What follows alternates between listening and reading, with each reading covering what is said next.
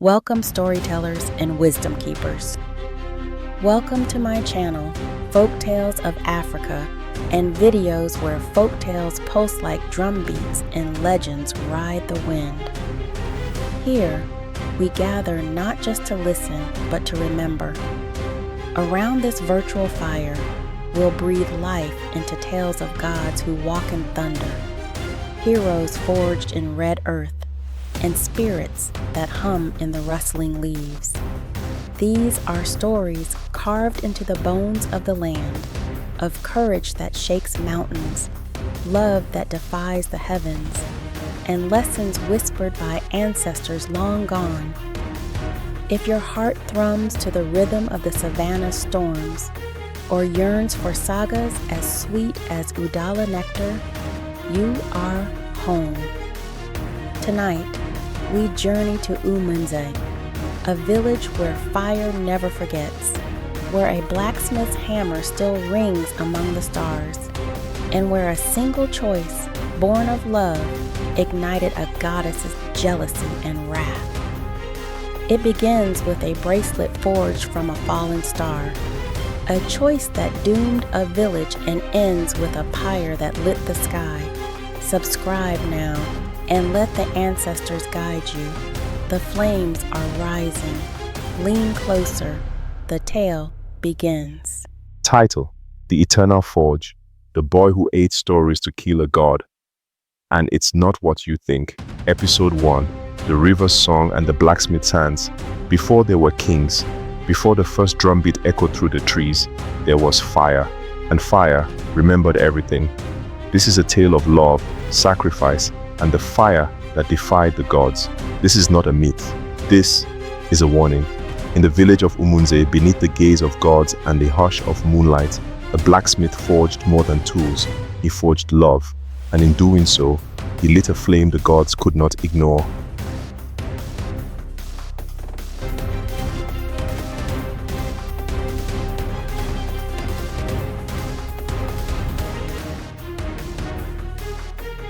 Long ago, when the world still listened to the whispers of gods and spirits stirred in the wind, there was a valley cloaked in the embrace of green hills and kissed by silver mist. This was Umunze, a village carved from red earth and wrapped in the scent of Udala blossoms. The river that fed the village sang as it moved, a song known only to those who listened with their soul. And nestled within that song lived a tale. At the heart of Umunze stood a forge. Not just any forge, this one glowed with more than heat. Its fire danced with purpose. Its anvil, worn smooth from years of devotion, bore the imprint of greatness. This was the domain of Obieze, the village blacksmith. Obieze was a young man of quiet strength, with shoulders forged from labor and a gaze that saw beyond metal. He lived alone at the edge of the village, raised by the forge and by the spirit of his late father, who once crafted the blade that ended a great war.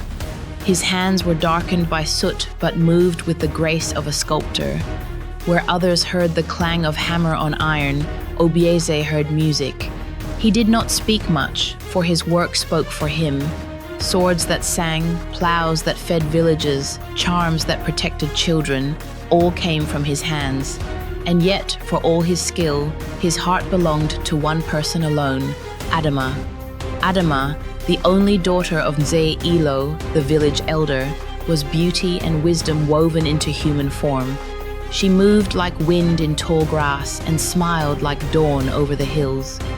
Her laughter was rare, like the call of the nightjar, but when it came, the air shimmered. She was a healer's apprentice, tending to wounds with calm hands and listening to spirits in her dreams. They had grown under the same moon, chasing fireflies and making promises to the stars. What began as friendship bloomed into a quiet love, the kind that needed no words, only glances, gestures, shared silences. Yet, while Obieze's heart burned for Adamma, the gods too had eyes. Far above the mortal realm, in a place of fire and shadow, the goddess Nanuku watched. She was the goddess of fire and fate, born of ember and storm.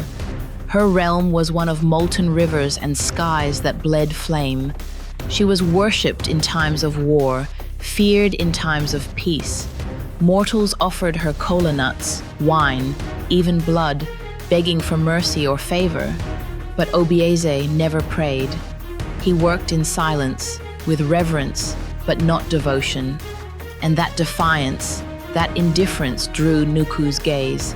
She watched him as he forged blades under the moonlight, as he smiled when Adamma passed. She admired his discipline. She hated his pride. One evening, under the full moon, Obieze invited Adamma to the river. The water shimmered with moonlight, frogs sang their courtship, and fireflies lit the reeds like stars.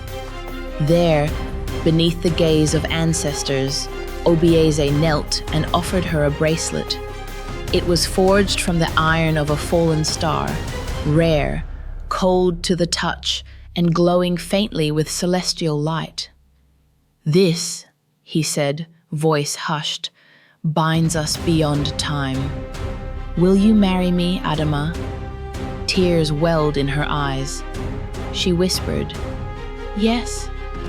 In that moment, Nuku's jealousy flared.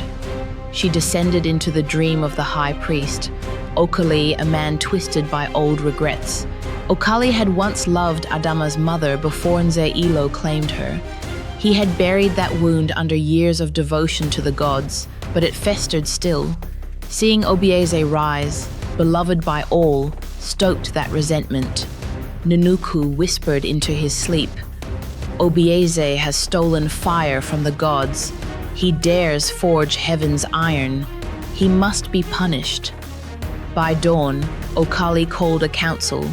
Cloaked in ceremonial red, he addressed the elders with righteous fury. "Obieze," he declared, "has forged weapons in secret for enemies across the border. He consorts with rebels. He is no blacksmith. He is a traitor." The village elders, many of whom envied Obieze's growing respect, nodded gravely. Evidence was fabricated, a blade planted in a rebel camp. Words were twisted, truth bent to will. Obieze was taken in the night, shackled in chains he had once forged. Adamma screamed as they dragged him away. She ran to her father, but Nze looked away. "The gods have spoken," he said. "Their fire must not be questioned." And so, Obieze vanished beneath the earth. The prison was deep, carved into forgotten catacombs beneath the temple. No sun touched its stone, only the cold, only the silence. And yet, in that silence, fire came. Nuku appeared to him in flames, her form terrible and radiant. She was woman and inferno, beauty and terror. "Swear your soul to me," she said, "and I will raise you above kings. Your enemies will choke on ash. Your name will be thunder." But Obieze, though broken and bloodied, met her gaze. "If my pain brings peace to my people, let me suffer. But I will not serve pride." Nuku's fire crackled with fury. She vanished, leaving only heat. For 7 moons he endured. Each night she returned. Each time he refused. And in that refusal, her admiration deepened, laced with sorrow. Then, on the 8th moon, war came. The neighboring kingdom, sensing weakness, invaded. Without Obieze's blades, the village's warriors fell like palm fronds in storm. The temple burned. Blood watered the earth. In the chaos, Adamma, her hands bloodied from tending to the wounded, fled to Nuku's shrine. Her voice trembled with desperation. "If you are real, if you ever were, bring him back. I will give you anything." Nuku rose from the altar, cloaked in flame. "Anything?" she asked. "You offer me anything, but what I want is love," the goddess said. Adamma fell to her knees. "Take my love, take my joy, my memories. Just bring him back to save us." The goddess studied her. "So be it," The earth cracked, the chains melted. Obieze emerged from fire, his eyes burning, his limbs stronger than ever. He returned to find his village aflame. With only old tools and will, he led the survivors in a final stand. He fought like a god, and when the dust settled, Umunze still stood. But when he found Adamma among the wounded, she looked at him with empty eyes. "Who are you?" she whispered. The bracelet still adorned her wrist. Obieze wept. "I am your flame." But her heart no longer held the heat of memory. Every night he sat by her, telling their story. Sometimes she smiled faintly. Sometimes she wept for reasons she could not name. Then, one night, Nuku appeared. "You have won," she said. "Your soul has tamed my fire." She touched Adamma's heart. Adamma screamed as her mind returned, every joy and pain crashing like a broken dam. She remembered his touch. She remembered his bracelet. She remembered the river. She remembered giving it all away. And the grief was too much. Adamma's heart gave out in Obieze's arms.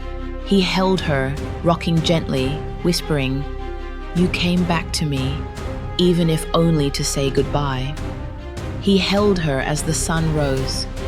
That morning, he built a pyre at the sacred forge. He laid her atop it. Then, for the first time, he prayed. "You are fire," he whispered. "Take her gently." Then he walked into the flames beside her, and so the fire claimed them both, not as punishment, but as witness, to a love that defied gods and a soul that refused to kneel. The villagers say the forge never went cold again, that its flame burns without wood, without hand, as if memory itself tends the fire.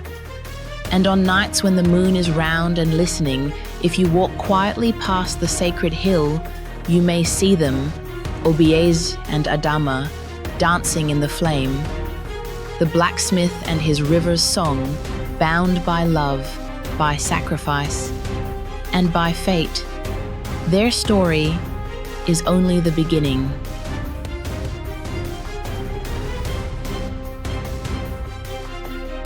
And so the flames took them.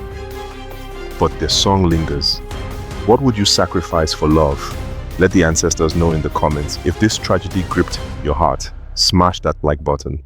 Ring the bell so you don't miss the second part of this series. Next episode, Ashes Rise, and a boy born of fire defies oblivion. Thanks for gathering with us. Until then, remember even the brightest flames cast shadows. Thank you.